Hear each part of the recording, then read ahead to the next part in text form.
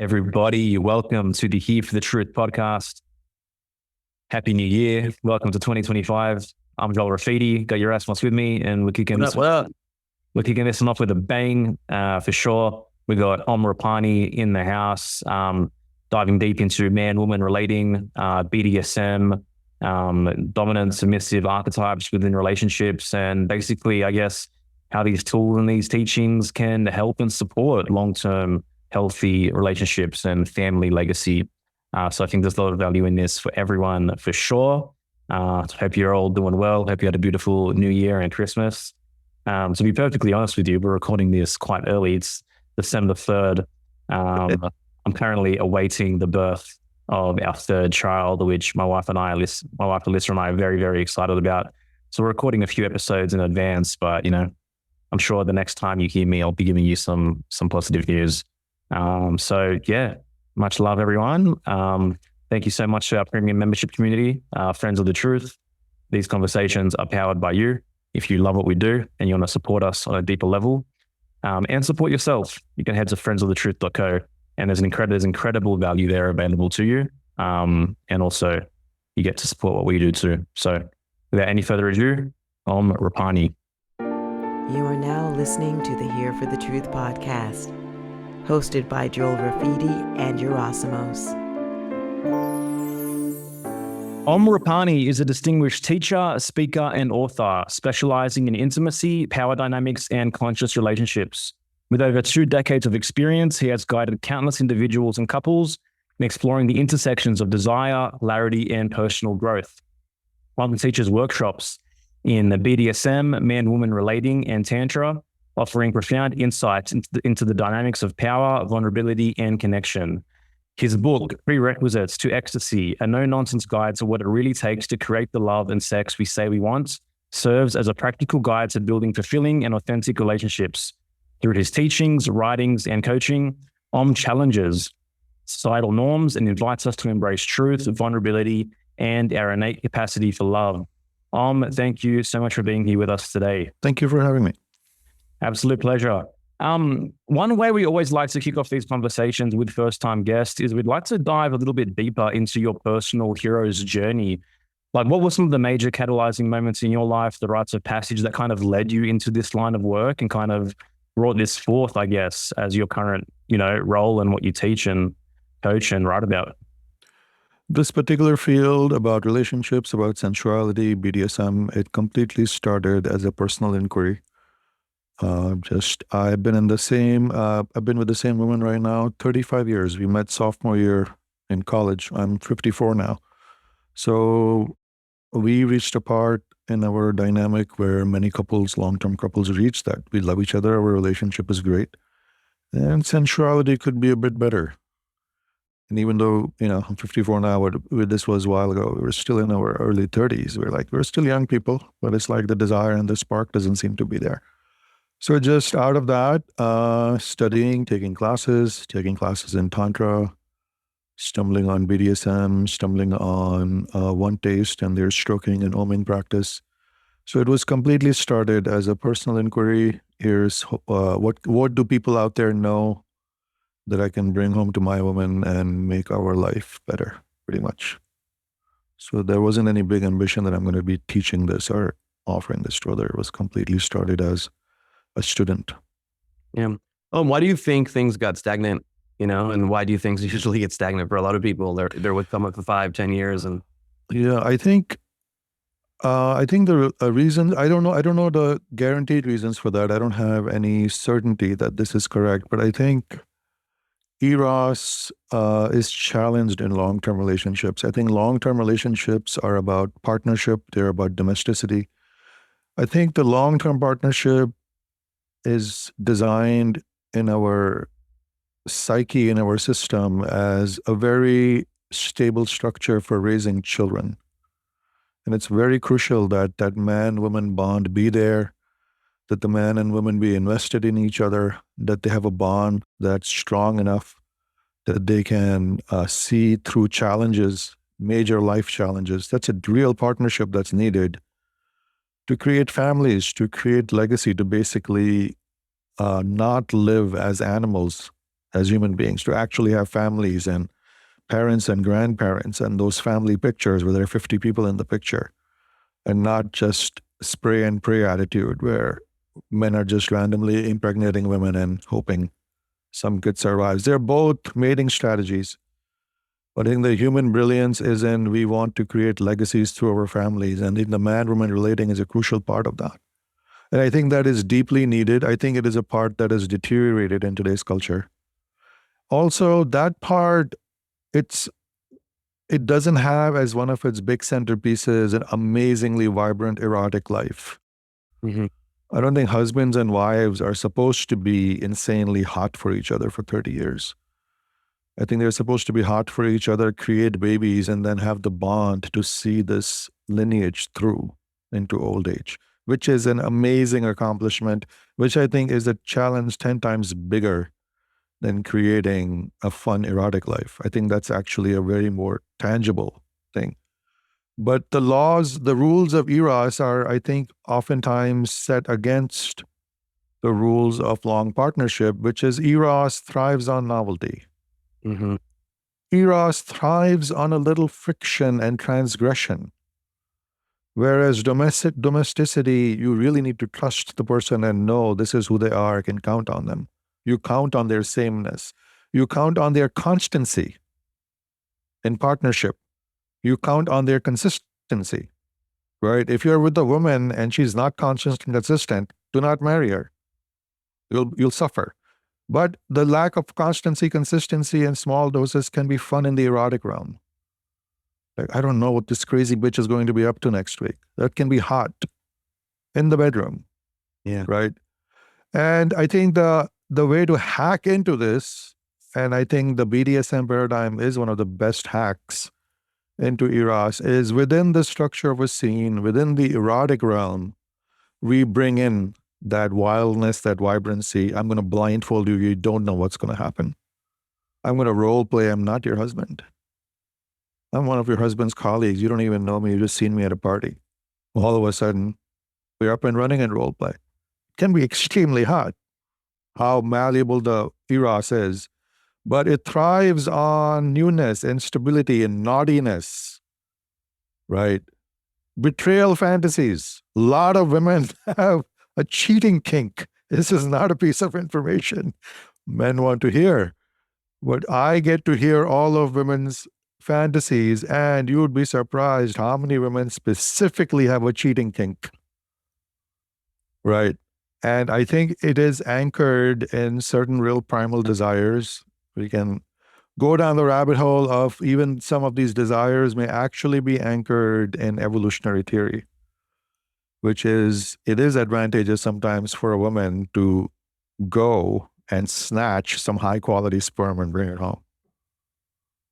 She may fuck the really hot guy and have her husband raise that child, because under evolutionary biology, the rules are pretty brutal. Mm-hmm. Right? So these are all wonderful things to consider. But I think the biggest thing that I have noticed is we badly want a long-term partnership, which certainly I think if you're going to have children, you should have. If you're not going to have children, I think this is why so many long-term partnerships fall apart. They, in a way, are lacking their core mission. Mm-hmm. Men and women don't know why they should be in long-term partnerships anymore. If they aren't raising a family together, if they aren't creating this lineage together, it's like you've taken away the big purpose of this partnership, in my opinion. And I think this is why so many couples are floundering, that if the two people are not here, like, I want to create a family, and women's like, I want to create a family, let's do this, then seeking long-term partnership, I think it's almost like they don't even know why they're seeking it. Yeah, it seems like what's the point? Like, if we're gonna have a family, Yeah. sure, but if it's just two people together, it's like, then this is boring. Right. Or that let's be together, and as long as it's good, we'll be together. Right. The big thing of we need to commit through good times and bad, through sickness and in health. You need to make those promises if you're planning on having children. Otherwise, you're in amateur land. Because those children, people will be sick, people will be dying, children might die. God is going to hurl a lot of challenges at you. You decide to start a family. So if you're not equipped for it, you're a child. This is why like generations need to sit with you and like prepare you when you're trying to get married, ready to get married. And this is a wise thing to do. They need to tell you it's a tough road ahead. Gear up for it, right? And I think it's a noble mission. It's one that we are catastrophically unengaged from right now. Birth rates are dropping all over the place, right? I have friends who are like particularly obsessed with this topic. Like every week they post the charts of the countries and the birth rates are really in a dire state. They used to be just in the West. Now they're even in the East. China's birth rates are dropping to the point where people may not be able to recoup. I don't completely understand the math, but fewer kids are being born. Women are not having children. And this has deep, I don't completely understand the implications, but this has deep implications for economics, for the labor market, for countries' futures and GDPs on if the population ages out. Yeah. Right. Yes, it's interesting. So I'm 6 years into my marriage. We're about to have our third child. And I've kind of gotten to the point where it's like, I really value the challenge and I value the adversity. And that's kind of like become like a bit of fuel for me. And like, I kind of embrace that. But I feel like early on, it's almost like, maybe this might be applicable to most people in the beginning of their journey. It's like you're tacitly hoping or wishing that there are no challenges, that there is no tough road. And it's almost like we turn away from that and we assume as that's not going to happen. And it's not even ideal. But actually, I think it is the ideal because ultimately it's what forges the bond and forges the union. But I think early on the journey, like we wear these kind of rose-colored glasses, and the moment there's a bit of turbulence, it's almost like we question everything, you know? Yeah, I totally hear you. I think that human logic kind of pretty much certainly applies to family challenges. It applies across the board. This is something, I've thought about that. If human beings were given the choice to write our own biography, right, we would go back and take out all the miserable things that happened to us. But this would be like a good science fiction movie. Like if you could take out your most miserable experiences, that horrible thing that happened, that trauma, that molestation, that rape, that abandonment, you could take out all of those things, but then the consequences would be like, who would you be today? Yeah. And you know what the answer would be. You would be Man. You would have no substance. Yeah. Right. There was a great Bukowski line. He's speaking contemptuous of this type of a man. What did he say? He says, the kind of man who wears his sweater wrapped around his shoulder and his sunglasses tucked up in his hair, the kind of face to which nothing has happened yet. You know this guy he's writing about. Yeah. You know this country club guy he's writing about. Probably still 24 years old. The guy who wears his sweater wrapped around his shoulder and his sunglasses tucked up in his hair. And you look at his face and you think, nothing has happened to this human being yet. Yeah, it's probably not true, but it's good poetry. But you understand what he means. Yeah. That's why when you look at, we look at men who have been through something, it a little bit shows on their face, on their bodies. They're not so pretty anymore. Life has taken a toll. But that's what's needed. This is how the human journey is built. What are you going to do about it? Yeah, it's definitely a sign of psychological maturity, I think, to not live in that place where you're like, I wish this didn't happen to me. I wish this didn't happen to me. I've had multiple times where I think, and by no means am I perfect, where people have asked me some of the greatest things that have ever happened to me in my life, and I highlight the most painful things. Yeah. Because I think those are the things we grapple with. And I think the things we grapple with are the ones that are the greatest source of meaning for us. So I think if nothing happens, essentially it's like there haven't been that many opportunities to read life lessons. Right. At the top of this list would be an experience of betrayal. Betrayal is an excruciating experience, but it is one that will haunt you, and it'll one that will say never again. But then how do I need to reshape myself so never again? Right. And this is something that is also, happens in every category, but certainly is happening, I think, in turbo, in man-woman relating these days. I feel the culture at one level is actually creating repeated experiences of betrayal. Ghosting is not just ghosting. Moving on is not just moving on. Switching to another partner like their Kleenex is actually not that casual. People are actually accumulating experience after experience of betrayal, and that's very corrosive to the system.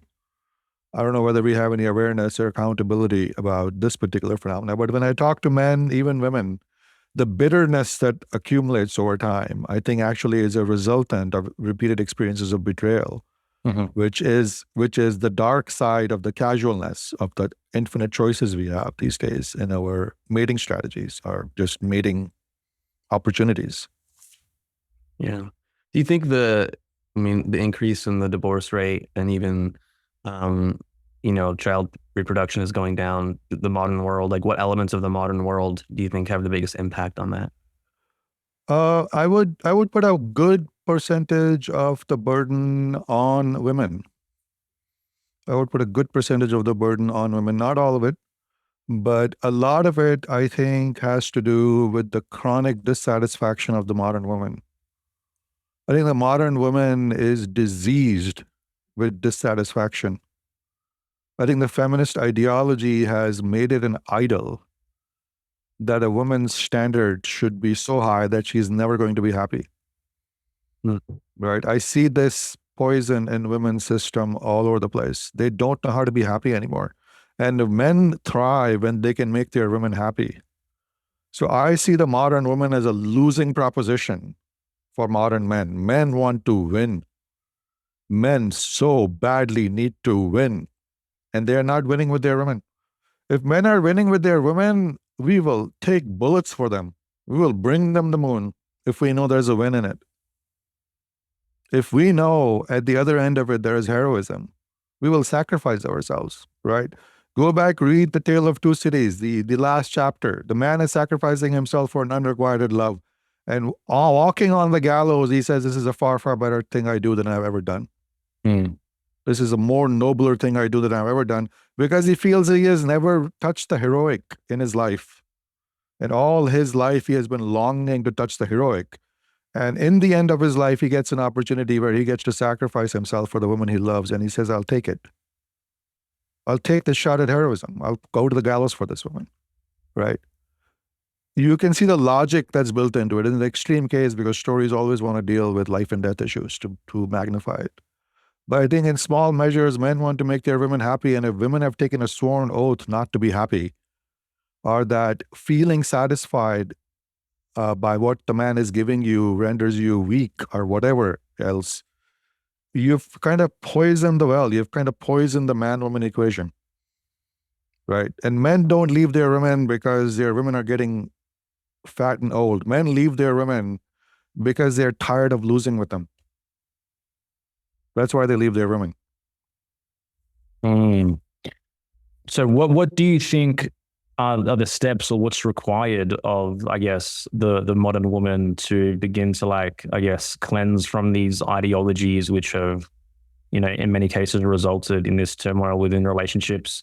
And by no means am I putting everything on women. I understand there's three men having a conversation. I hear you. I think this piece is a woman's piece. I don't think men can do much about it directly.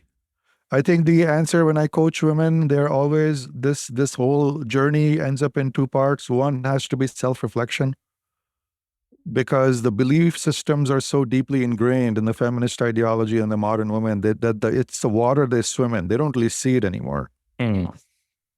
Even when you point out to women how chronically, how difficult they are to satisfy, when first hearing it, most women don't even think that's a problem. They're like, I have standards. I want things. I want my men to be, they don't hear it. They don't hear, you have been a losing proposition of a woman all your life. And that's a problem. They don't see it. They don't see the lack of gratitude, the lack of graciousness in their system, how deeply ingrained this ideology of dissatisfaction is. Right? And then going forward from that, they don't see how demoralizing their chronic dissatisfaction is to their man. They don't see it. They just think he's not upping his game. And they're playing this game over and over and over to different men. Right.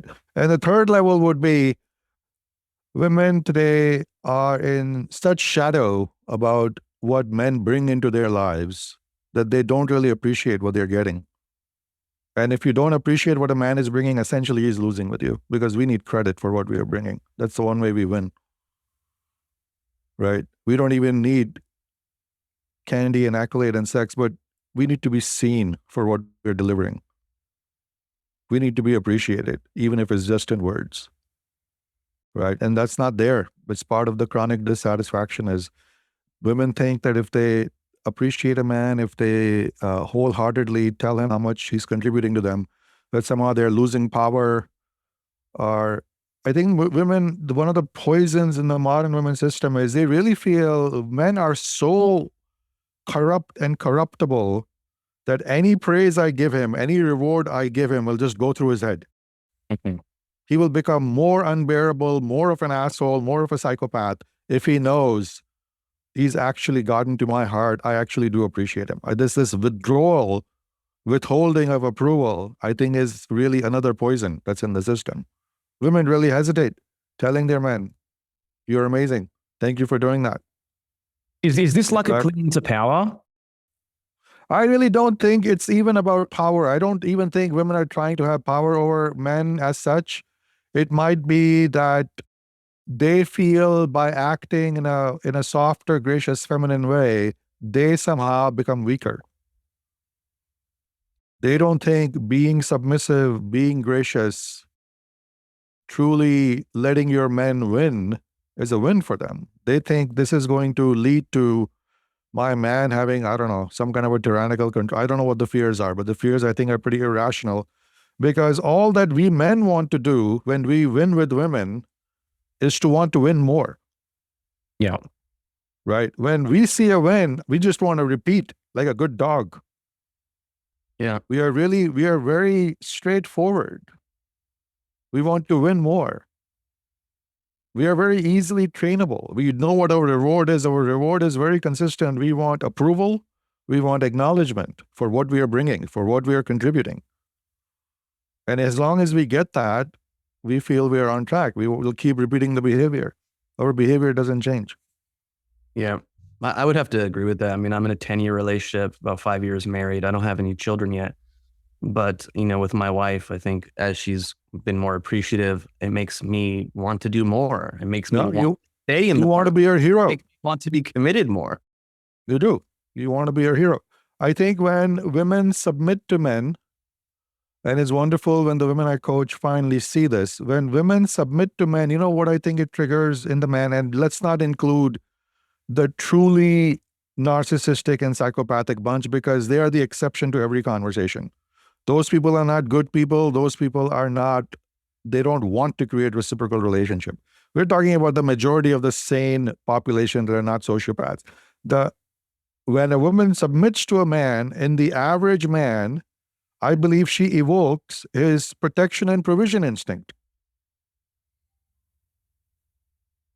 which women are longing for. They're whining and complaining. Where is men's protection and provision instinct these days? They don't understand. Their submission inspires that. And you want to see this in Technicolor? This is not about sex or sexual relationship. Imagine your 5-year-old daughter and there is danger out here in the mall. Somebody started shooting. You would cover up that body with your body and take a bullet for that body. Right? That same protection provision instinct gets triggered when any woman has trusted you enough to put herself under your wing, when she has submitted to you, when you feel that submission from her. With a 5-year-old daughter, it's a given. She's your child. She's your charge. That's what it means for a woman to submit to a man, for a man to feel, she's my charge.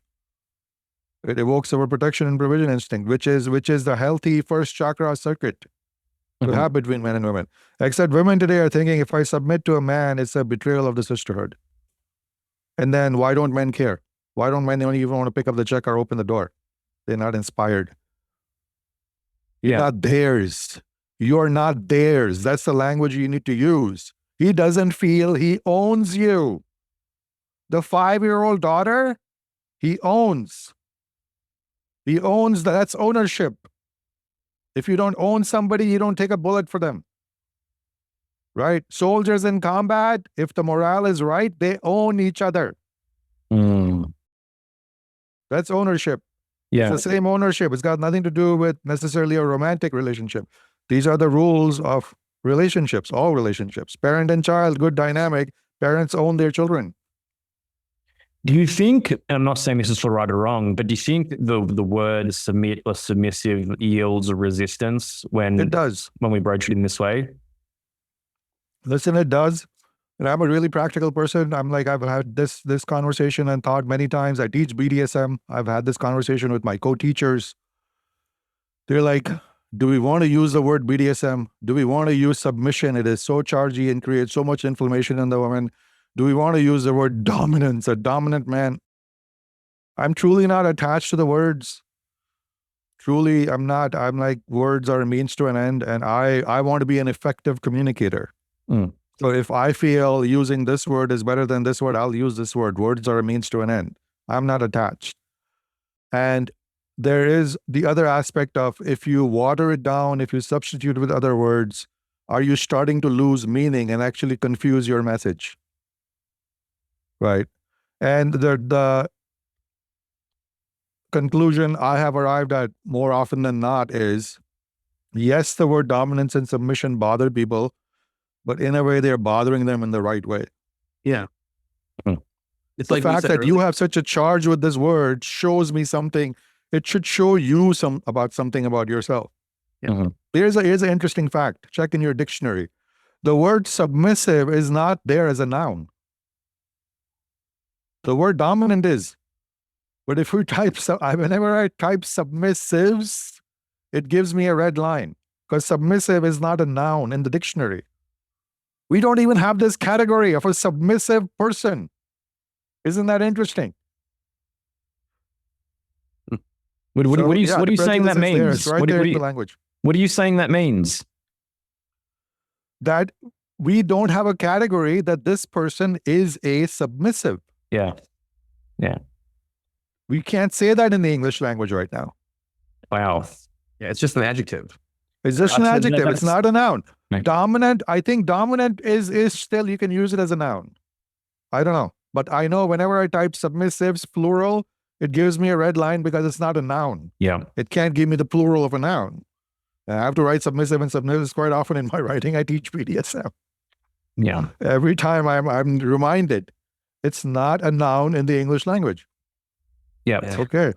So obviously we're at a dilemma here. You know, if hypothetically the woman refuses to, grasp this information or this reflection or whatnot, what choices does a man have in a relationship to try, move things forward and progress things? Your question is correct. I completely understand it. And like my answer has to do with kind of readjusting your question a bit. Sure. Because it has to do with, well, how are we going about this is basically what you're asking. And how the best way I know of going about it is a man is not going to convince a woman. It's not a man's job to bring a woman into submission. It's not a project for the man to do. I think the most success rate, the most progress I have seen along this line is people have to come to these thresholds on their own. There are plenty of women who these days are realizing many of the beliefs and the ideologies and the frameworks they've been holding on not working for them. Believe it or not, they are listening to people like you and me. Oh yeah. And saying they're seeing the logic of it. And then they are coming for training to me, to many other mentors, and they are doing it themselves. And I think my job, certainly as an educator, is like, I'm here, this is my offering. And I put out a lot of free material so people are very clear about what I'm offering. And if you want more, come get it. So to me, this is the approach. I'm not going out to change the world. I'm not interested in that approach. I'm going to go convince anybody. I don't want to convince anybody. Yeah, to put it more bluntly, I am here to take your money in this department. I'm a business. If you are a woman who wants to learn to be more feminine and more submissive, I think I have some offering for you. It's a workshop, it's a book. I'm not here on a social mission, right? The business part of it actually gives me great clarity. It should give you clarity too. I'm not your guru. I'm not here to change your mind. I'm not here to change your ideology. I have either a weekend workshop, I have an online workshop, I have a 1-week training. You can pay me money and take it and then go on your way and live your life. I understand in these conversations, we kind of take on the idea of how is the culture going to change? No, this is the way the culture, this is the way I'm going to contribute to it. I'm going to run a business that helps men step into dominance and women come into their more feminine nature, and men and women can learn how to do BDSM. That's my contribution to the culture by running this business. I'm not on a social mission. Beauties of capitalism. I like it. Absolutely. Yeah. And this is why also I'm not interested in engaging people who want to argue. I'm like, there's no money in it for me. Bye-bye. I love it. Are you paying me for this? No. What the hell do I care what your opinion is? I'm not even trying to sell what I have to sell to everybody. No, you're going to have your market share. You understand? You can get into this topic on a separate thing if you want. Do you guys understand? Do you know the bell curve of the distribution of ideas? Mm-hmm. Innovators, early adapters, early majority, late majority, laggards. Yeah, I've heard of it. I haven't delved into it. Yeah, I really subscribe to that curve. Right? I think it's brilliant insight. It's a great model for all businesses, certainly for people in my line of work who are in a fringe field, which means we really are innovators. We are weirdos, innovators, and we are still probably just reaching our early adopters, not even our early majority. Right? This is why I'm not interested in the laggards. Nobody should be interested in the laggards. So people who want to hurl stones at me and say, you're Neanderthal, polarity training is bullshit, all men and women are equal, men and women are the same. I'm like, excellent. Do your thing. You and I don't need to converse. I find too, many of the people that are doing that, they're not happy and they're not in healthy relationships, and they're the ones that are throwing the stones. They're not paying me enough to care. Yeah. I don't care. Mm-hmm. Yeah, go. Well, no, I mean, you continue. I was going to bring up something a little bit more controversial, but go for it. Om Rupani, I've read in the past, that you go on the internet, you read articles, people talk about things, and even conversations I've had with certain female friends of mine that like rape fantasies are like a thing with women. And I'm curious if you come across that in your work. Very much so. What? They are a common thing. Yeah. Rape fantasies are a common thing. There's certainly not an opinion, not my opinion. It's just a known fact. Women's Eros. There's a wonderful book, a series of books actually, I stumbled upon when I was still in high school. Nancy Friday. My Secret Garden. I think she started off with one book, but she got such a response that she had created 3 volumes or so. This was before the internet in the 80s. I think she literally put out notices in women's magazines that collecting women's sexual fantasies. You could write them in, right? Mail them in anonymously. And she created a collection. So it was completely a women-to-women communication in women's magazine. Many women wrote in, and certainly the category of non-consent, of forced play rape fantasies is very huge. So it's, yeah. Do you think it's unconscious or even conscious desire to submit because they're not experiencing that maybe in their life in the way they would like to?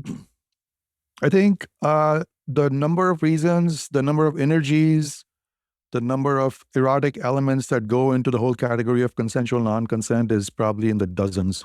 Yeah. Like how many different ways this hits the psyche? What does it imply? What does it mean? I teach a module in consensual non-consent in my BDSM course, and the list is very long on what it means. And I think a lot of it has to do with the female psyche grappling with the mores in our society about how women should be. Right. So a lot of it has to do with women should be pure, and then women should be wild sexual animals. Women should be inhibited. And then also women have tremendous appetites.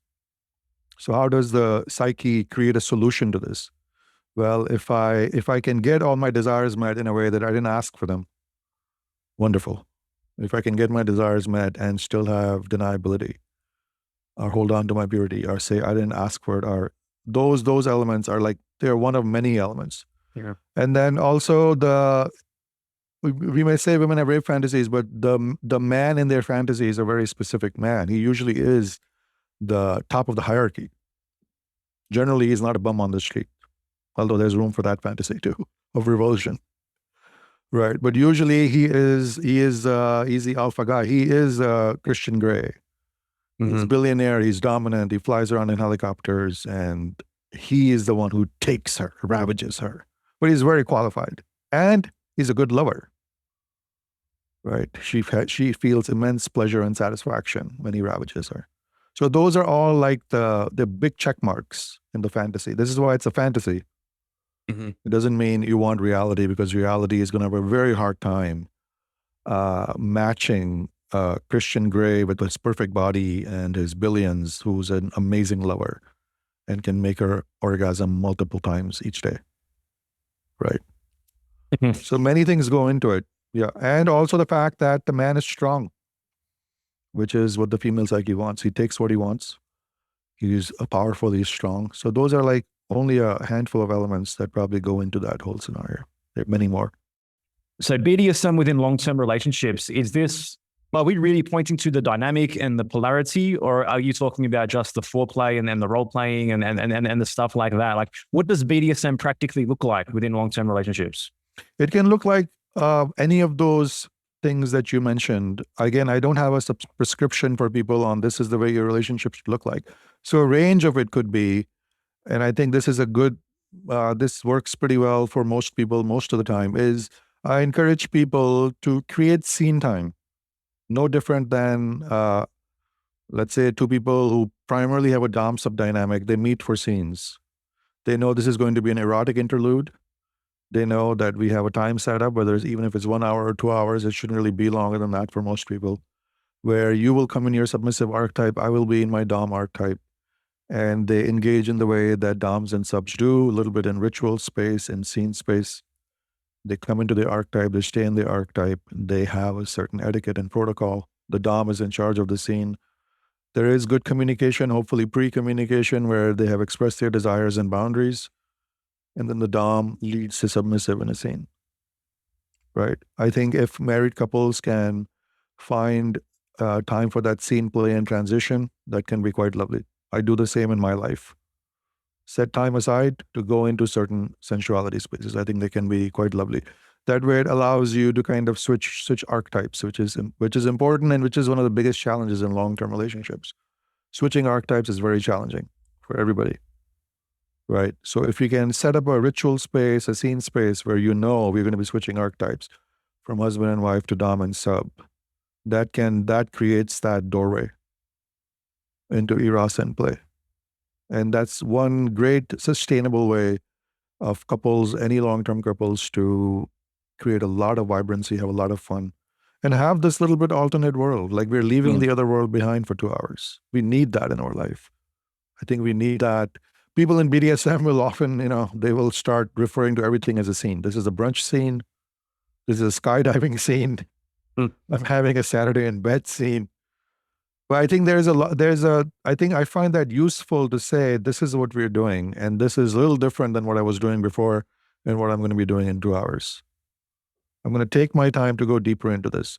For the next 3 hours, I'm at the Banya, at the Russian spa. No phone. Good. Should do that. You know what I mean? Have yourself a spa scene. And I think that's good for Eros, again, because it can allow us to transition. It can allow us to change archetypes. It can allow us to be playful, to do role play, to put on costumes we wouldn't otherwise. Have fun with it. Yeah. It's easy to get stuck in the stagnancy of the day-to-day. It's mundane. It's easier to be more playful. This is not all about being serious. It's easier to be more playful, to be more silly. A scene can be anything. You can have a tickling scene. Yeah, totally. Yeah.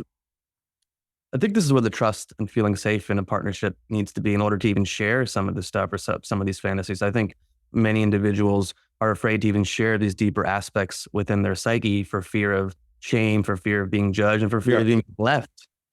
Very much so. This is a conversation that I bring up early in my BDSM training. I refer to it as a permission field.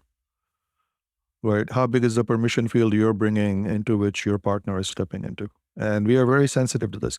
Women often measure up a guy across from her very quickly, right? It's always amusing when I ask women this in a class full and all the hands go up. I'm like, women on a first date, some part of their brain figures out how much of my sex I can show this man. They figure you out. They figure out how big your permission field is.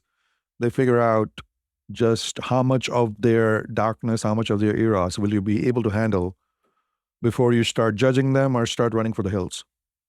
Mm-hmm. So women very quickly assess how much of my sex I can show this man, right? Yeah. And in BDSM training, certainly one of the greatest assets I teach my students and especially my DOMs is, you may think DOM's capacity, the DOM's mastery is in swinging floggers and tying rope. All the skills are good, but the permission field you bring in which your submissive can reveal themselves to you is one of your biggest assets. This is why you need to do your own work. If you're in your own shame around things, if you haven't really dealt with your own issues, it'll show up. People will perceive it. They're not going to show you more of themselves than you are ready to see. Right. So you're right in that sense. And many times people in long-term relationships have never felt that great permission field for revealing their eros to each other.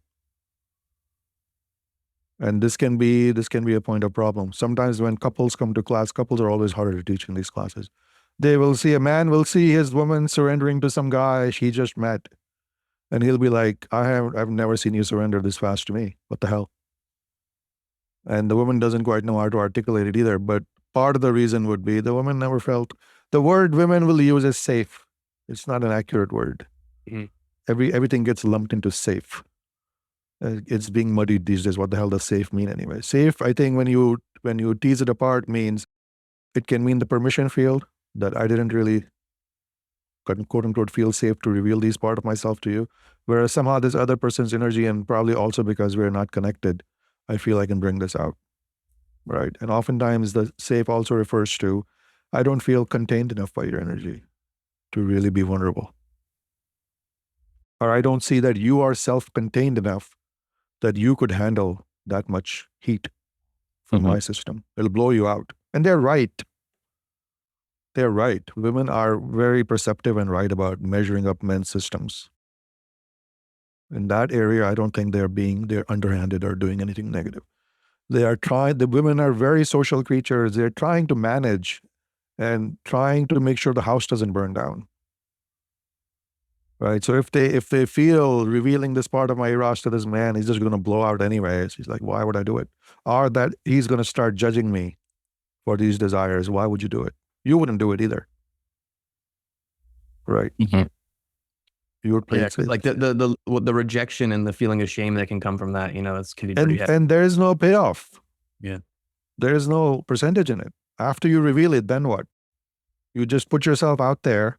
They don't know how to handle this part of your eros. They judge you for it now. There's no win. Yeah. And the fear of this, of that rejection, or that they can't handle it, even plays a role in people like sneaking off into little private caves and pornography and all these other things that I think that's very reasonable. I've only heard this research secondhand online, but they say, Jordan Peterson has talked about this a little bit, that, the Google engineers know what porn we are watching, and they've tabulated it. And I've heard people can tabulate what porn women are watching, and they say it is pretty aggressive. Mm-hmm. Pretty dark and aggressive porn that women are watching. So I would say definitely their fantasy lives are kind of finding release in pornography in a very similar way to the way men's fantasies. We're not that different. We're seeking in fantasy and pornography things we can't have in our life or whatever. Yeah. So what's kind of required, I guess, for the man to become more dominant? I think he would have to know himself. He needs to do his own work. He needs to deal with his own wounding, his own shame, right? Really be a man of clarity and substance. Truly, all the things, as I think when men imagine the kind of man that would inspire you that you would want to have him as your leader. It would be a man you respect. It would be a man you feel, this guy has substance, he has experience, he's clear, I trust him, right? And then you would say, yeah, I may vote for him to lead me, whether it's a company, whether it's something. Mm-hmm. And I think women are looking for those same measurements with their men. This is a man I can trust. This is a man of substance. This is a man I feel can hold me. This is a man who can provide me with containment. I think those metrics are very similar. Because I think the metrics are actually about hierarchy. And hierarchy functions as well between men as it does between women to men. I think most man-woman conversations, they're not about sex. They're not even about sexual differences. They're actually about leadership and followership. And what kind of man do you need to be for a woman to feel he can lead me? Right? I think that machinery is even working when women are assessing, can I sexually surrender to this man? Right? The qualification he needs, I work in chakras, the qualification he needs in the second chakra, in the sexual realm is, can he handle my sex? Is he competent? Or will I open myself up to him and he doesn't know what to do with me anyway? But this, incidentally, is a conversation I've had multiple times with pickup artists. Pickup artists themselves and women who have known enough pickup artists. They're like, yeah, they're good at getting me in bed, but then what? The guy was pretty smooth. I went home with him. Nothing much happened at home. I surrendered my sex to him once. He couldn't do much with it. I've had pickup artists say the same thing. Like, we're good at getting the girl home, and then what? They don't have any of the other sexual mastery, and women will find that out first date, first time. So yes, you need sexual mastery, but then the rest of it, if they truly are going to be taken with you as a man, those are leadership qualities. Does he make me feel contained? Is he self-contained himself? Is he competent in the world? Is he a man at the third chakra deserving of respect? Does he command respect? Uh-huh. What does building sexual mastery mean for a man, and what do you think are some of the psychological causes of things like early ejaculation and stuff like that? I would say mastery is really it's really being a student. Take classes and everything. Right? I kind of have a school of sex, but if we really had a school of sex, we could really create a curriculum. Yeah, learn to touch, learn to create a range of touch, learn to give women containment, learn to handle women's genitals in 8 different ways. How many schools of women touching have I been to? I would have to count. One taste taught me how to stroke clit. Charles Muir taught me how to do sacred spot massage. Other teachers have teaching me base chakra work. It's like study. It's wonderful. It's a great subject to study. Women's erotic systems are so nuanced and complex and rich.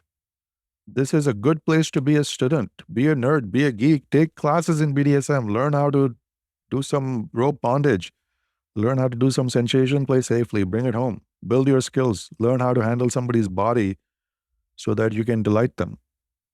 Yeah, I've seen a bunch of like people that are experts, but like proficient in shibari. Is that the rope bondage? So it's amazing to view and see, And they are never without dates. Yeah.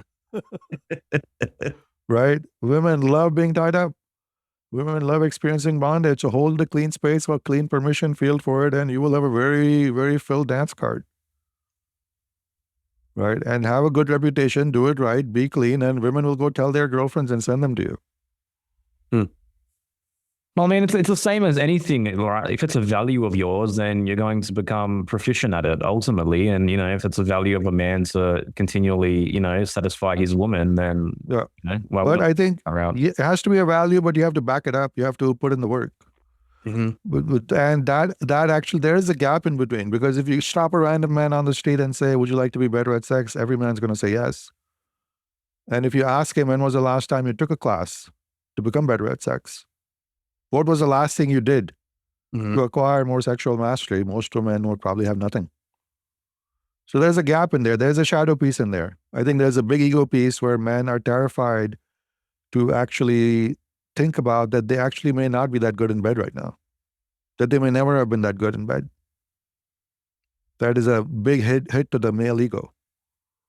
I see this all the time, and the older the guy, the harder, more he resists to actually get new training, which like, this is going to make you better. But part of their psyche is like, if it's going to make me better, it kind of implies I've sucked so far. It's hard to sit with that feeling. It's hard to sit with that. Yeah. It does. I mean, I think being a student requires a certain degree of humility. And a lot of times I can understand the tenderness around it. Yes, it's a very human piece. What man wants to get a report card that none of your women have been very satisfied with you so far in life? But it's kind of the, you need to learn, do better. Yeah. What are your thoughts on people like the casual scene where, you know, people are meeting for the first time and then having sex, but then they want partnership with these people, but then it's like they're on some level they're giving it up too easily. And you know, what are your thoughts on that? I'm not on the forefront of this culture. I've never filled out a dating profile. I've never had sex with a woman on a first date.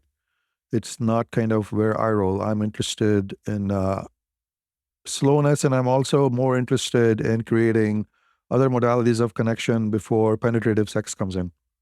Yeah. Right. I don't have penetrative sex with a lot of people in my life, but I love using my hands. I love being a dom. I go to a party and I have 15 scenes, 15, 20-minute scenes where I give people little experiences of BDSM, and I only use my hands. So I believe that part of sexual mastery, sensual mastery, actually is, first of all, taking the focus away from penetrative sex. That's the first thing I would teach. I encourage my men, don't take your dick out till you have at least thrilled a woman 4 times with your hands. This is a kind of a random number, but I'm like, 4 is good. 4 times where she has taken her clothes off and handed her body to you. You've only used your hands and you have delighted her body. And she's like, when do I get to see you again? That woman that you have thrilled 4 times, maybe the 5th time, take your pants off. Because that's a good place to bring a woman. Where the woman is like, oh, it was so good. When do I see you again? And you haven't had penetrative sex yet. Your cock has not been involved yet. That shows sexual mastery. That shows a sense of self-control on some level too. Self-control. It'll earn you sexual respect. Yeah. And also that maybe, you know, you also have standards. Yeah. You're not that hungry. And also really psychologically not thinking that penetrative sex is what sex is. No, trust me, by the time a woman takes off all her clothes and says, you can put your hands on my body, I think you have won her over sexually. That'll be my milestone. She's given herself to you sexually. Yeah. Relax. And then now is your time to deliver. And enjoy, of course, enjoy, but also to bring your sexual mastery to the foreground, handle her system well from beginning to end. And, you know, be a good lover. Yeah. I would give that encouragement to people. I don't have any judgment against, my judgment, I only have 2 practical concerns, or one is more practical concern. I'm like, take care of your sexual health. Yeah. Be sensible. Take care of your sexual health. And second would be, try not to have bad sex. Aside from that, you know, as I say, I live in a pretty wild culture myself. I have friends who throw play parties. I go there, I hold scenes. People are having sex. I'm like, it's your life, live as you want. But if I had to give like a generic piece of advice, I'm like, don't gamble with your sexual health thinking you're invulnerable. And then really don't have bad sex. Yeah. Don't have bad sex, because I think bad sex, if you're having bad sex, you're having it for secondary reasons. And I think that is something you should actually look at. That if you're having sex simply to score a point, if you're having sex to affirm to yourself that you're desirable, if you're having it for secondary reasons, that's how we corrupt sex. That's how we, I think, almost keep sex from reaching its aesthetic heights, because we're not really doing it for ecstasy. We're not really doing it for its erotic joy and potential. We're doing it to get approval. We're doing it because we want to feel attractive today. Women have a lot of sex because they are feeding their ego. Yeah. Not even in any dark way. They want to feel desired. They want to feel unwanted. But none of that has actually to do anything with ecstasy. It has to do with the third chakra, with my self-worth. Yeah. You will not have good sex with those women either. I would encourage one man, if you perceive that's why the woman is wanting to go home with you, pull it back. Use only your hands. Give her a massage and send her home. Give her the connection. Yeah. Play a higher game. Because I am more interested in true ecstasy and Eros. I'm like, all those secondary reasons, to me, they're pretty depressing actually, when I see people doing that. Yeah. So what is your focus? Where do you want to go with it? No, I was curious in that regards, because I know women that really, really want partnership and long-term partnership, and then they meet a man and they have sex with him the first date, and I don't know. I'm not saying I have judgments, but I'm curious if that builds a bond too quickly that they may not be aware of, and maybe the man doesn't have the same level of respect because it was easy, but then a man who's also partaking in it and not setting that boundary says something about the man as well. I totally hear you. I mean, I would say for some people, it may be that if it's too easy, it's not deserving of partnership. I actually think the bigger problem is not that you necessarily had sex too early. It's that thinking that even if you have decent sex with someone, that is a solid enough reason or foundation to build a partnership. I think that's the key flaw. It isn't. I have many conversations and podcasts on this. I'm like, so this is something worth teasing apart, because if two people have a good partnership, we would want them to also have good Eros. So being good Eros, being part of a partnership is a good thing. So it's not like the Eros is a liability. If you have good Eros with somebody, that's a good thing. But that by itself is actually not a solid enough foundation for a partnership. Partnership, I would put at the first and the third chakra. First of all, do you respect this man? If you do not respect him, if you don't think highly of him, I don't care if he can give you 3 orgasms a night. Have him as a lover. Have him as a sex partner. Have him, put him where he is delivering. But if you don't respect him, I don't think your partnership is going to work out. That's one criteria that's got nothing to do with the second chakra, nothing to do with Eros. It has to do with, do you look up to this man? Do you respect this man? Right? Have a rather What is the relationship titled, between respect and submission? I think it's very crucial. I don't think women can truly submit to any man they don't respect. Right? Submission, we want to submit to people. Everything to me is logical and in self-interest. So I'm not asking any woman to submit to any man because I say so, or because women should submit to men. I really have no such ideology. So the logic of it would be, everything we're doing it out of self-interest. A woman will submit to a man when submitting to that man is in her self-interest. And when is submitting to a man in her self-interest? It's for her to decide how to figure it out. But I would say certainly one of the criteria would be, she looks up to him. He's more competent in the world than she is. She feels following him makes my life better. It has to be in self-interest. There isn't any ideology here. And the logic of following him makes my life better, once again, is not a man-woman piece. It's a hierarchy piece. It's how we cast our vote. That under this man's leadership, this woman's leadership, my life is going to be better. I'm going to vote for him. I want him to lead me. Right? It's a leadership assessment. It's a third chakra assessment. Why? Well, you trust that he's better, he's more competent. The leader can change things in a way that will benefit you. That in an emergency, you trust his judgment over your own. Right? And essentially you submit. You want to be that person's follower. You say, you lead, I will follow.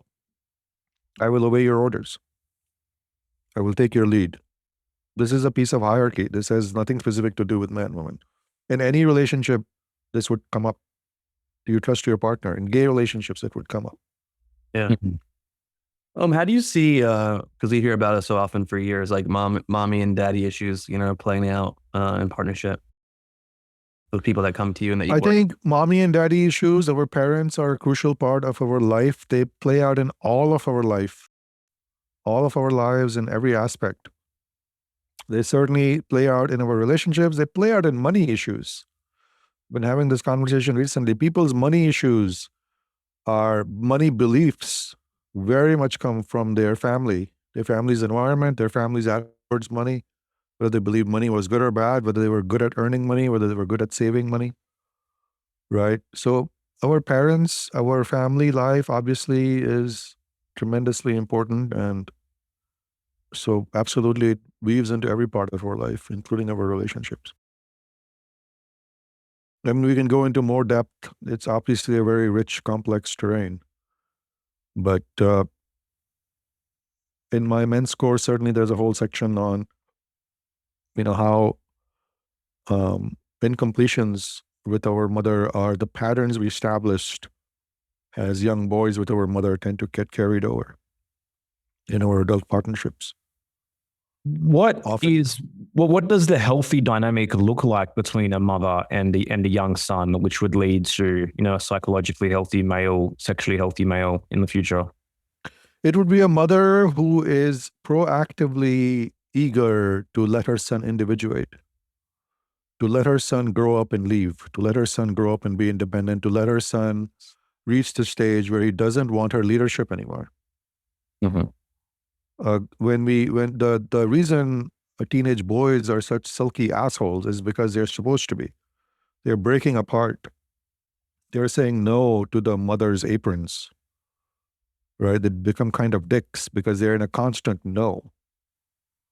That's a healthy no, saying I need to pull away from your apron strings to figure out who the hell I am. Mm-hmm. And it's better if as teenage boys, we are looking towards older brothers, friends, men, other role models. We're not supposed to be under our mother's wings, right? And good mothers understand that and they say, good, get out. By the time you're 18, get out. And then you can love your mother when you're grown up. She's awesome. She brought you up. She's mom, she's mother. You love her, you adore her, but you're not her little boy anymore, right? And she wants that, and she doesn't want you to be her little boy anymore while you're still 30 and 40 years old. Yeah. Let me ask you the same question, I guess, for the father-daughter relationship.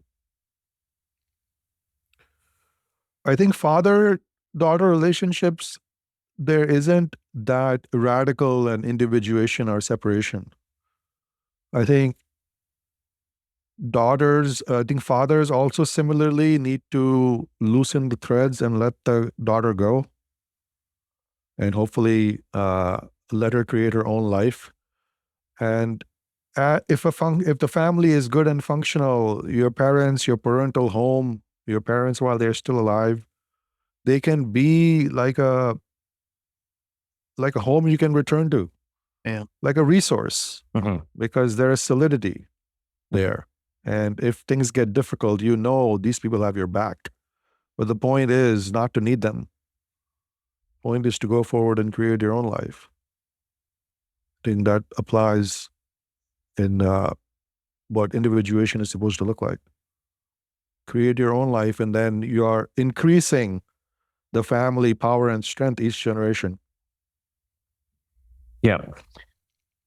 What role do you think mainstream culture and media has played in, I guess, distorting the, sexual energy and, the way we view sex and promiscuity and all the rest of it?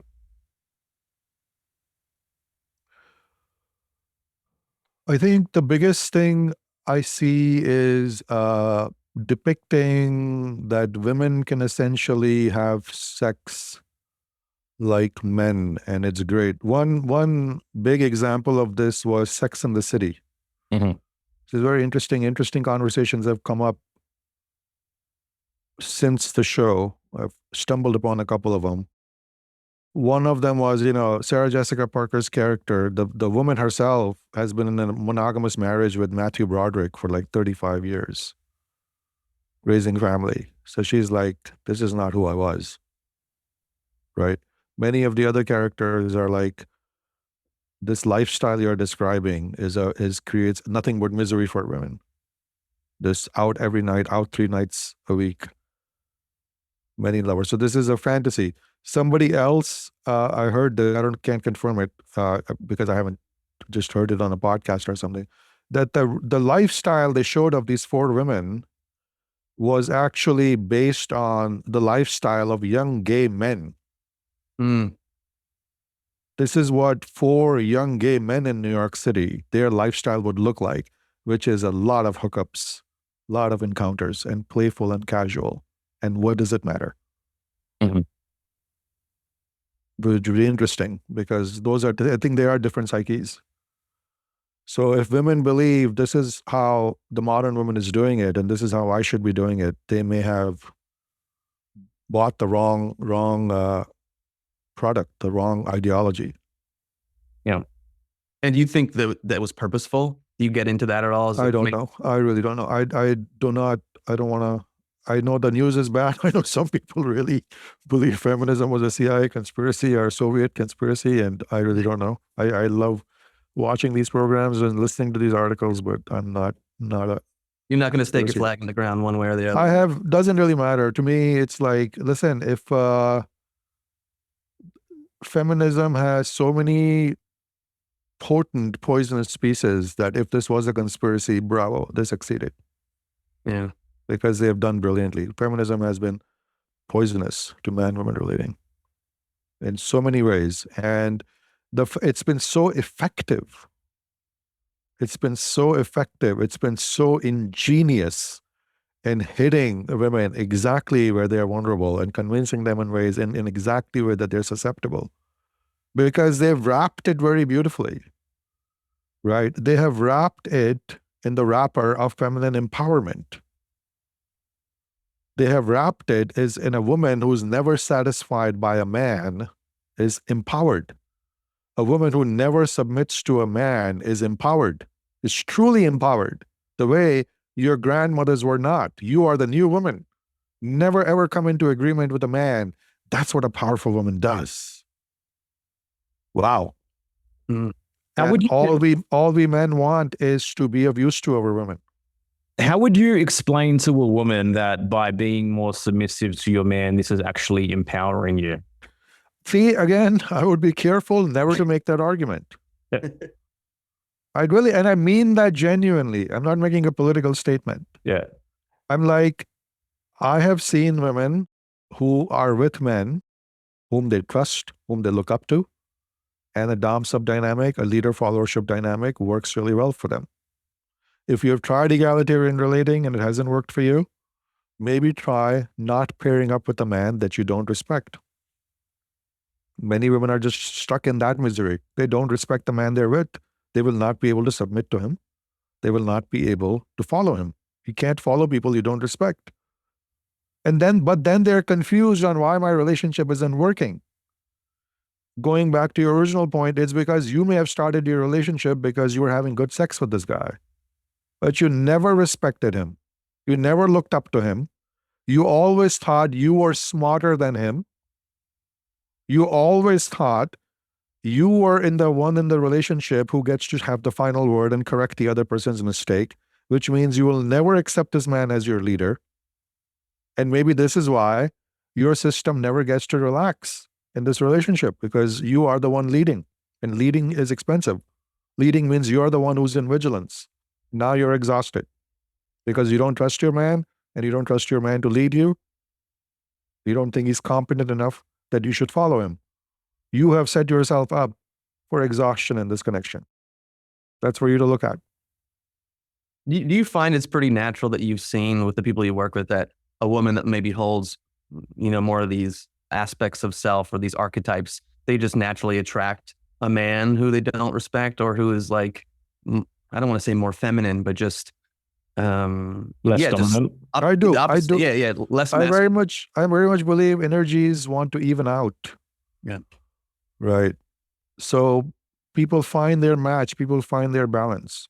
And the more a woman is masculinized, the more the feminized man, they would find each other. It's a little bit magic and it's a little bit selection. Yeah.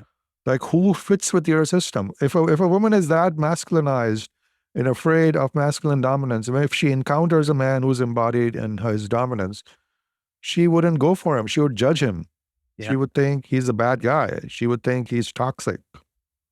She wouldn't be able to perceive his leadership as an asset. She would think that level of masculine dominance is corrupt. She won't be able to see it. And the vice versa is happening all the time also. A man who knows himself, who knows what kind of woman he wants to be with, right? He will avoid those masculinized women from 20 feet away. I do. Mm-hmm. I hear one bit of disrespect, random disrespect towards a masculine coming from a woman anywhere. I'm like, I don't even want to know you if you're that, because it's grating on my system to be around that categorical disrespect towards a masculine. I've had enough of it. Right? And going back to the media question, I believe that disrespect of the masculine is one of the things that has been really perpetuated through the media. I came to this country in 1983 at the age of 13. And all through the 80s, men have been weak on TV and sitcoms. Mm-hmm. Right? I came into the Cosby Show, Family Ties, that generation. Of course, the men weren't evil on sitcoms, but they were weak. They were sweet guys with competent wives. And it's gotten only worse. In the 90s and the 2000s, the man has gotten downright obese and stupid, Mm-hmm. while the woman has gotten rolling her eyes contemptuous towards this idiot husband. Gotten towards Homer Simpson. That's been the arc, right? That's the arc of what men are. You are an eye roll. You are an ongoing disappointment. You are a fucking idiot. And I have to do everything. Yeah. And I think that message has been more pernicious than anything because it's powerful. When it's that pervasive, it's powerful, right? One of the many evil quotations of Goebbels I keep in my back pocket. Make the lie big, repeat it often. Right? Man was a genius at propaganda. Repeat the lie often. And this is the power of feminism, and this is the power of media. If you look at the lie, you're like, this is a lie. Men actually aren't like Homer Simpson. Mm-hmm. What the fuck? The average guy is not Homer Simpson. The past 30, 40 years, it is all you have seen in sitcoms and comedy. Right? Yeah. All the three men and Friends. Yep. Watery, goofy, stupid, incompetent, funny. Yeah. Right? And because it's like when you repeat the lie often, it becomes the water you swim in. Mm-hmm. Right? I think this is also the biggest challenge on women's part. It's difficult for everybody to see the water that they're swimming in. Right? This is why also I'm like, maybe they need a little cold water in the face from assholes like me and my podcast and saying, respect your man, be submissive to your man. You need a few of these to realize what water you're swimming in. We're not going to wake up otherwise. They need I'm certainly coming and splashing up your fucking water. Yeah. If you bother even finishing one of my podcasts, maybe that's a good thing. Maybe there's a service I'm providing you, which you will appreciate someday. Yeah, I agree. You need that friction. And I know you don't get conspiratorial, but like when you look at the last 30 years and you look at the things that are being put out there, it just makes you wonder. You know, we've had other episodes and conversations with people who focus on this, and it's just curious to look at, especially from maybe a more socio-political I don't know. If there are such great forces behind it, well, they really are smart. They're really powerful. Yeah. My hat's off to them. If they're out there, damn, they're doing a great job. They're winning. Yeah. What advice would you give to like married couples with young children to like keep things simmering, you know, when things seem overwhelming and people drained and time consumed, you know, young multiple kids? The biggest pieces of advice I have to give to long-term couples, actually, it's pre-erotic advice, which is make sure your relationship field is clean. Make sure you're in agreement with each other. Yeah. Make sure you have to keep your emotional field, your relational field clean. It's a relationship challenge. It is exactly the same challenge you can give to non-romantic people. You can give exactly the same prescription to siblings. When I have a chakra by chakra evaluation. Yeah. For just a marriage, you would say, do you trust your husband? Do you trust your wife? Do you feel they are self-contained? Do you trust their competence in the world? Third chakra, do you respect them? Do you still feel respect for them? Or are you in contempt towards them now? At the first chakra, do you feel you're a partner? Or do you feel you can fulfill your needs together in agreement? Or do you feel to get my needs met, I need to go someplace else? At the heart chakra, do you feel love and affection for your partner? Or do you feel it's fading away? Those are relationship evaluations. What is your standing energy with your partner? By the time people end up on the therapist's couch, it is contempt. Contempt and vindictiveness.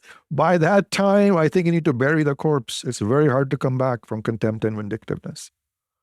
Yeah. But you have let things get that bad.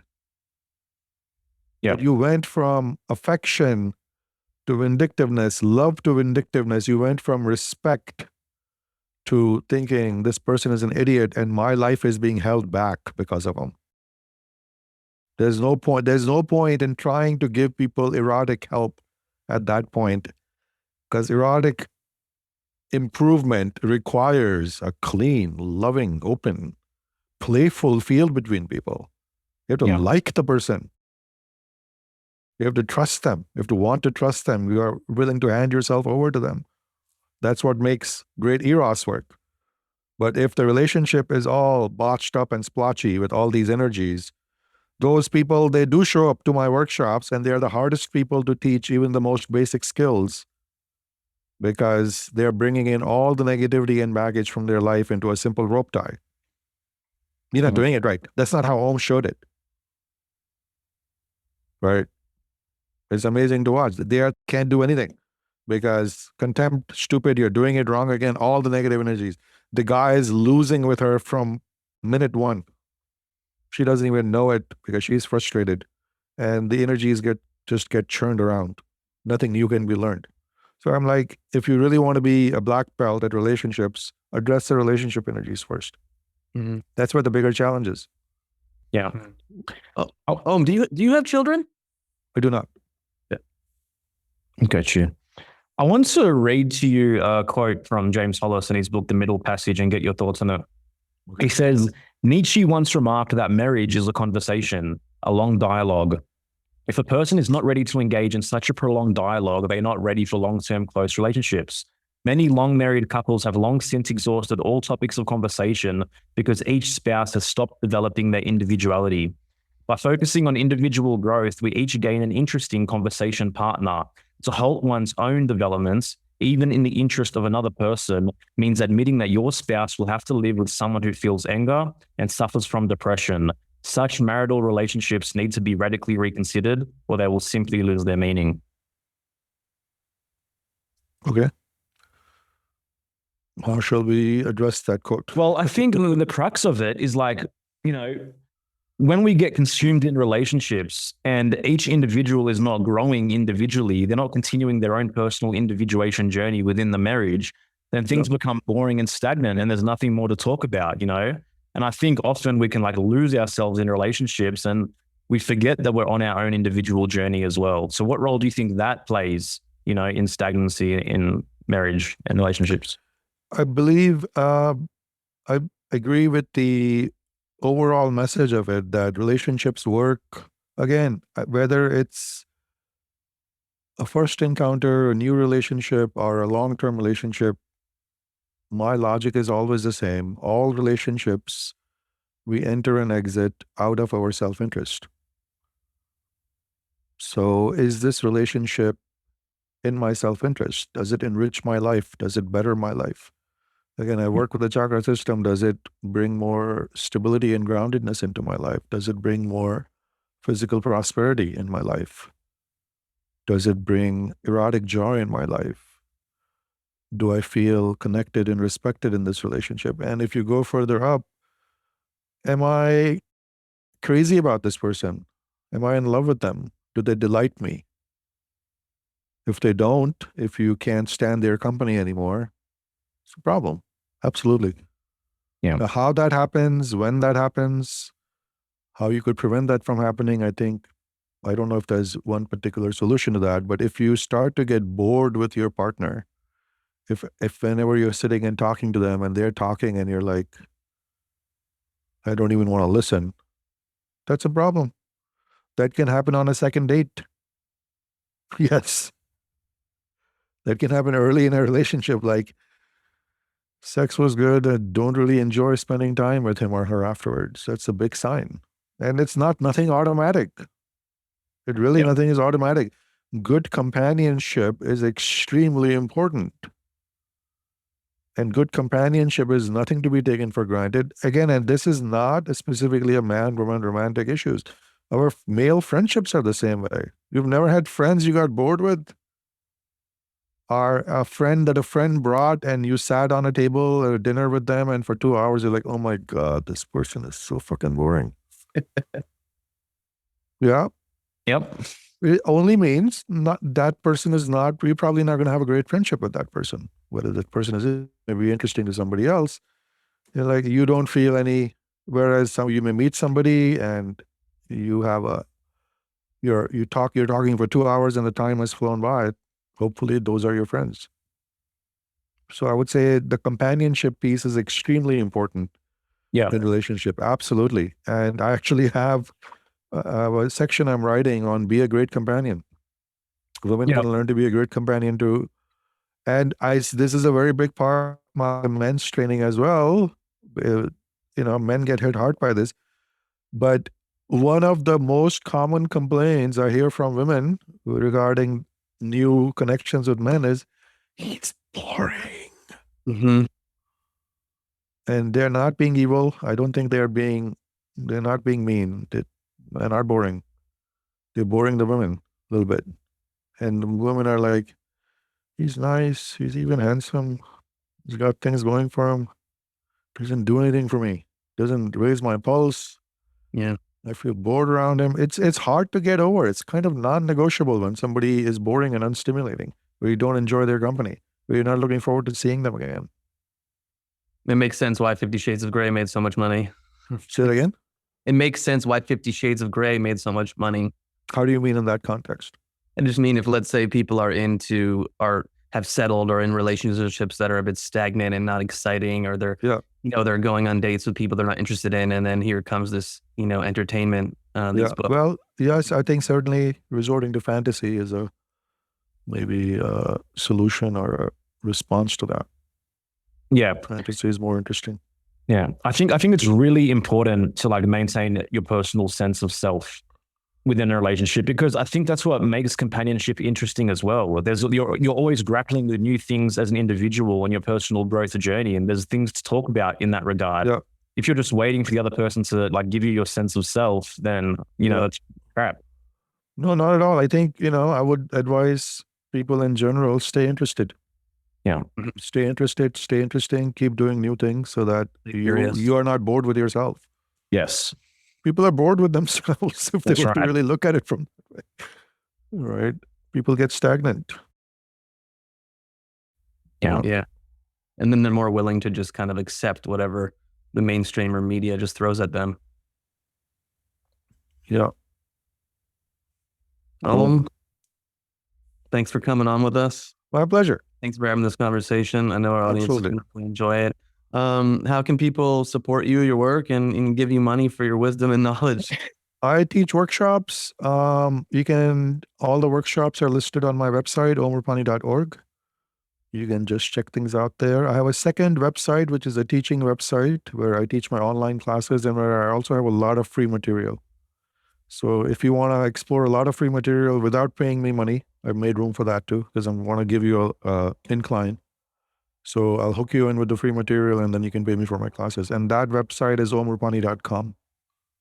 So org is where the courses are listed and .com is where a lot of the free material and modules are. Thank you so much, man. Would you have like anything final that's coming up that you'd like to share with the audience as an end note? I'm feeling, believe it or not, I'm feeling optimistic. I feel a lot of women are maybe turning a corner, that understanding dominant submission, understanding some of the polarity ideas. There are still a lot of naysayers, a lot of laggards who are like, all this is evil and you people are Neanderthals. But I also see a lot of women who are crossing that threshold where like, they're seeing their self-interest and finding a man they respect and having a hierarchical dynamic. They're like, no, this works for me because I am exhausted. Women today are exhausted. And they have been trying the egalitarian model for a long time, and they are not getting great results. So I think a lot of women are ready to try something else. Cool. Appreciate it, man. Appreciate your time. Everyone else, thank you for listening, and we'll see you next time. Take care. As always, thank you so much for listening. I hope you enjoyed that episode. I'm sure there's potential triggers in there for individuals listening. And also like there's some vulnerability when we're reflecting on our own relationship in light of some of the things that are shared and said. But all that, is fuel for introspection and fuel for questioning and fuel for curiosity. And that's something that we really advocate for. And so I think personally, I'm glad to provide these conversations, glad to provide some triggering moments because ultimately that's what leads to growth. So with that being said, once again, thank you for being here. Thank you to our members at Friends of the Truth. You can head to friendsofthetruth.co to join our premium community and receive a lot of value there. I think we're going to be making an announcement about Rise Above the Herd, our 12th round. This is our 10-week group coaching program for truth seekers to really become who they were born to be. You can join the waitlist at riseabovetheherd.co. Generally speaking, we only take 12 students per round, and everything else can be found at herefforthetruth.com. There's a lot of websites, I know, but if you do go to herefforthetruth.com, you can be led and redirected to our membership community or to our group coaching from there as well. Lots of love and see you next time. Smoking mirrors, I'm seeing through the illusion. Waking up in a time, they think you're in a delusion. Somebody set the alarms, cause they be too busy snoozing. I'm in a DeLorean, fast forward and evolution.